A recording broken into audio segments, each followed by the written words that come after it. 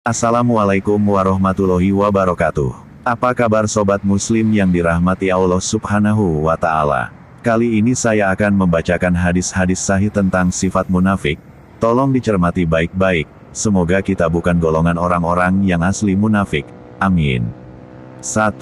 Tanda-tanda orang munafik itu ada 3, jika berbicara ia berbohong, jika berjanji ia ingkar, dan jika dipercaya ia berkhianat. Hadis riwayat Bukhari. 2. Tanda munafik itu ada 3, walaupun orang tersebut puasa dan mengerjakan salat, lalu ia mengklaim dirinya muslim. Hadis riwayat Muslim nomor 59. 3.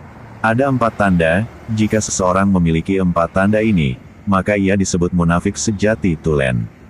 Jika ia memiliki salah satu tandanya, maka dalam dirinya ada tanda kemunafikan sampai ia meninggalkan perilaku tersebut, yaitu, 1. Jika diberi amanat, khianat, 2. Jika berbicara dusta, 3. Jika membuat perjanjian tidak dipenuhi, 4. Jika berselisih, dia akan berbuat zalim.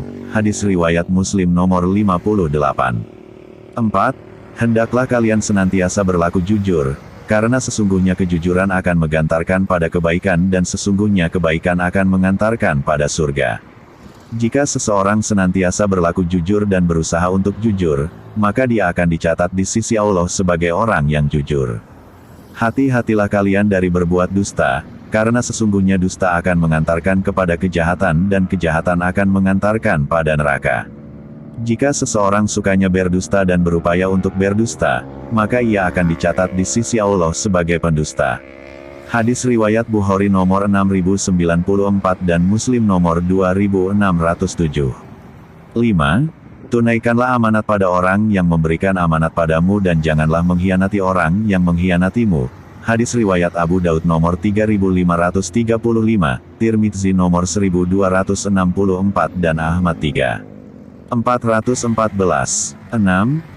Ibnu Abi Mulaikah pernah berkata, aku telah mendapati 30 orang sahabat Nabi Shallallahu Alaihi Wasallam, semuanya khawatir pada dirinya tertimpa kemunafikan. Hadis riwayat Bukhari nomor 36. 7.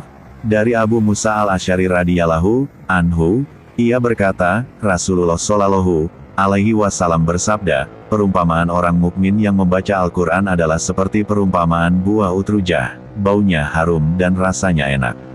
Perumpamaan orang mukmin yang tidak membaca Al-Quran adalah seperti buah kurma, tidak ada baunya sama sekali namun rasanya manis. Perumpamaan orang munafik yang membaca Al-Quran adalah seperti buah raihanah, baunya harum namun rasanya pahit. Sedangkan perumpamaan orang munafik yang tidak membaca Al-Quran adalah seperti buah pria, tidak ada baunya sama sekali dan rasanya pahit. Hadis riwayat Muslim. 8. Dari riwayat Abu Sa'id Al-Khudri radhiyallahu anhu, ia berkata, bahwa beberapa orang munafik pada masa Rasulullah Shallallahu Alaihi Wasallam selalu tidak ikut serta bila Nabi Shallallahu Alaihi Wasallam pergi berperang. Mereka bergembira ria dengan ketidakikutsertaan mereka bersama Rasulullah Shallallahu Alaihi Wasallam. Lalu apabila Nabi Shallallahu Alaihi Wasallam telah kembali, mereka mengemukakan alasan kepada beliau sambil bersumpah dan berharap mendapatkan pujian dengan apa yang tidak mereka perbuat. Maka turunlah ayat, janganlah sekali-kali kamu menyangka, bahwa orang-orang yang gembira dengan apa yang telah mereka kerjakan dan mereka suka supaya dipuji terhadap perbuatan yang belum mereka kerjakan, janganlah kamu menyangka mereka akan terlepas dari siksa. Hadis riwayat Muslim. 9. Ditanyakan kepada Rasulullah Sallallahu Alaihi Wasallam, apakah seorang mukmin bisa menjadi penakut? Beliau menjawab, iya. Lalu ditanya lagi, apakah seorang mukmin bisa menjadi bakil? Beliau menjawab, iya. Lalu ditanyakan lagi, apakah seorang mukmin bisa menjadi pembohong? Beliau menjawab, tidak. Hadis riwayat Malik dari Sofwan bin Sulaim dalam Al-Muwatta. 10. Hadis riwayat Abu Hurairah radhiyallahu anhu, ia berkata, bahwa Rasulullah Shallallahu Alaihi Wasallam bersabda, akan datang suatu zaman, di mana seorang lelaki mengajak saudara sepupunya atau kerabatnya yang lain, marilah bersenang-senang. Marilah bersenang-senang. Padahal Madinah itu lebih baik bagi mereka seandainya mereka mengetahui. Demi Tuhan yang jiwaku berada dalam genggaman tangannya, setiap orang dari mereka yang meninggalkan Madinah karena tidak menyukainya, maka Allah akan menggantikan dengan orang yang lebih baik daripadanya. Ketahuilah, Sesungguhnya Madinah itu seperti alat peniup api yang akan mengeluarkan segala yang kotor orang kafir dan munafik. Kiamat tidak akan terjadi sebelum Madinah mengeluarkan orang-orang jahat yang berada di dalamnya seperti alat peniup api yang menyisihkan kotoran besi. Hadis riwayat Muslim. 11. Hadis riwayat Bara, radhiyallahu anhu, ia berkata, Nabi Shallallahu Alaihi Wasallam bersabda tentang kaum Ansar, yang mencintai mereka hanyalah orang yang beriman dan yang membenci mereka hanyalah orang munafik. Barang siapa yang mencintai mereka, maka Allah mencintainya. Dan barang siapa yang membenci mereka, maka Allah membencinya. Hadis riwayat Muslim.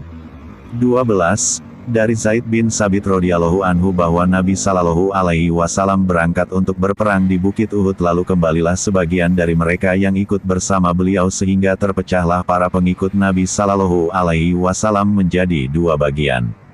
Sebagian mereka mengatakan kita akan bunuh mereka dan sebagian lagi berpendapat tidak. Lalu turunlah ayat, maka mengapa kamu terpecah menjadi dua golongan dalam menghadapi orang-orang munafik. Hadis riwayat Muslim. 13.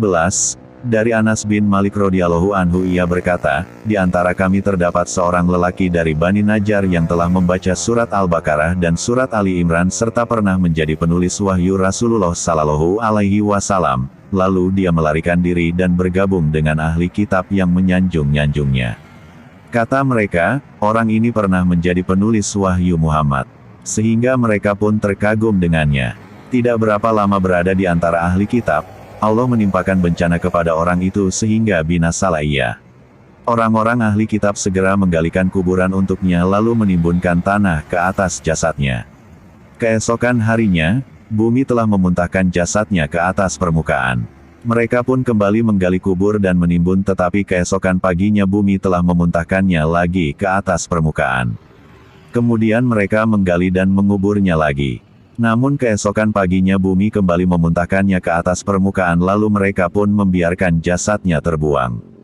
Hadis riwayat Muslim. 14. Imam Muslim menceritakan dari Abu Musa al-Asy'ari, Rasulullah Shallallahu Alaihi Wasallam bersabda, siapa yang mati dalam keadaan tidak pernah berperang dan tidak pernah terbetik dalam dirinya, maka ia mati di atas cabang kemunafikan. 15. Rasulullah Shallallahu Alaihi Wasallam bersabda, ada dua sifat yang tidak akan pernah tergabung dalam hati orang munafik, yaitu perilaku luhur dan pemahaman dalam agama.